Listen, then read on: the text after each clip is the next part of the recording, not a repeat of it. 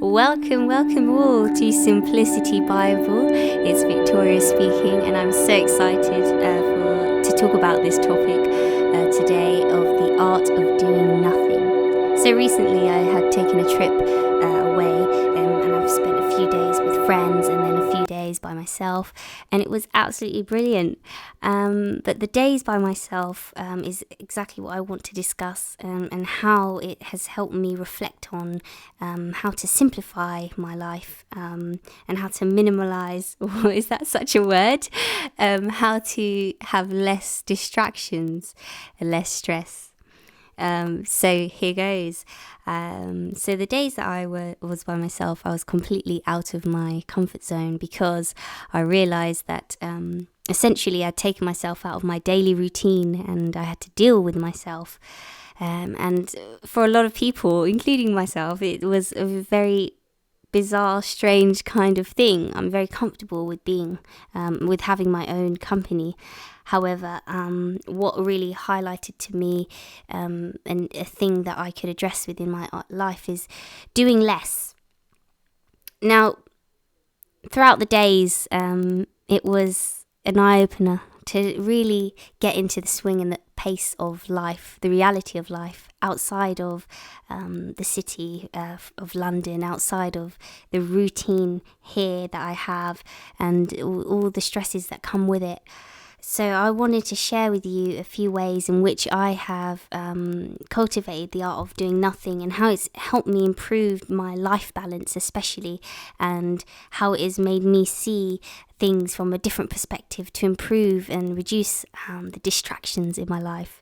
So the first thing that I had noticed is it's very difficult to just do nothing. Counterintuitive to what you may believe of doing absolutely nothing, I strongly felt as though I couldn't go cold turkey. So throughout the days where I was alone, I did a few things in the morning, such as exercise, running, getting out there, getting into nature, getting into the swing of things, actively doing something. However, not going cold turkey on all the tasks that I usually do. So having a few habits and things that I'm used to and accustomed to were absolutely fine to keep. However, having time for them and that time alone, that was absolutely amazing. So it's about, for me, taking one task at a time and doing it well. And this has helped me into doing absolutely nothing, because essentially when I went cold turkey I felt awful. I felt like, oh gosh, what am I doing with my life? It's on hold pretty much. But if you reduce the tasks one by one and just really focus on the urgent tasks, the things that make you feel alive, I think for me that is the main thing that has made me more aware of what's actually the pace of life, what's going on. Another thing that I've also taken away from this trip, in terms of the art of doing nothing, is to do something spontaneous. Do something you've never ever done before. Why is this important? For me, it is important because it takes you out of, again, your routine. And again, it sounds counterintuitive to the art of doing nothing. However, hear me out. So, even if it's, for example, one time I'd taken myself out to do skydiving. Okay, something that I've never done before, and that takes you out. That took me out of my routine of daily life, it helped me realize that things aren't so bad as they seem.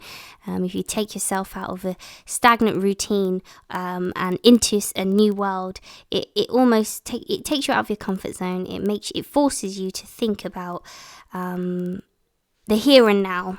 Okay, it challenges you to really be present, and I think in a society where people are always rushing forward to something or looking back at something in the past, where it's very hard, to cultivate the art of being present and in the moment. And I think this is something that is that's a step forward on the way to cultivating to doing less. Okay, so doing something spontaneous will keep you alive, that energy alive. However, even if it's taking a walk along the beach, that's what I did. It wasn't in my plan to do one of the days, but I thought, you know what, I'm going to walk this whole stretch of this beach.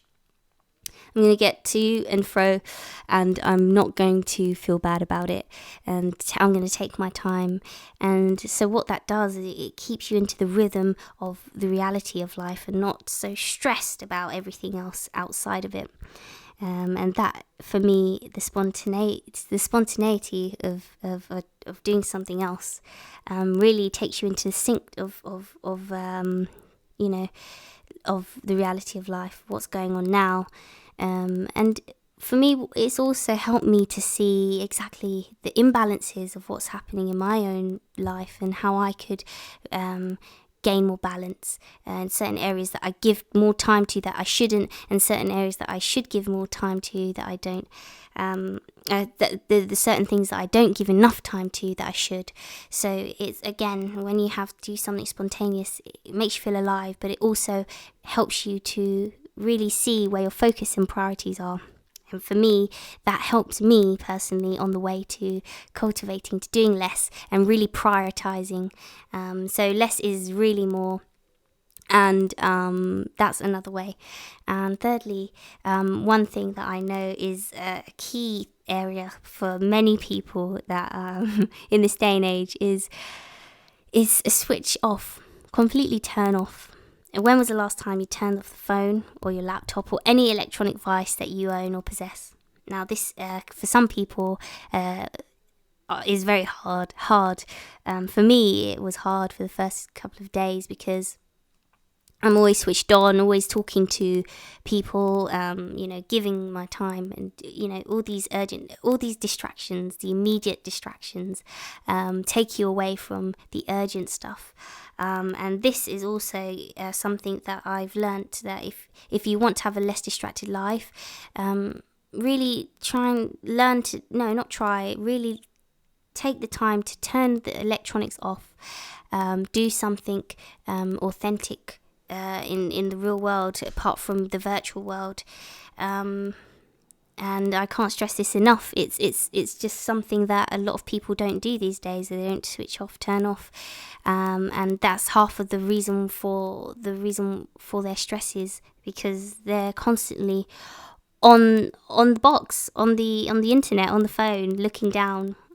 So getting rid of those distractions will really help clear your mind and give you space, that space that you need to do things that actually matter, and to also do less. So do less, but do it well. So these are a few ways in which I have learnt to cultivate the art of doing nothing. Why is it important in a stressful day-to-day life of many people, especially in the Western world? I would say is we really need to take time to give ourselves the treasures of time and meaning, and to also really see what's happening. And the art of doing nothing helps you to reflect on what's going on now, and I think that's really important.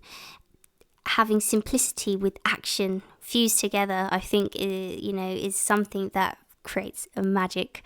And the art of doing nothing whilst it does something in return. What I'd love to hear any of your comments, any of your thoughts on this topic, feel free to message or comment in. I'd love to hear your voice on this, hopefully I'd love to hear from you soon. Okay guys, have a great day. Bye.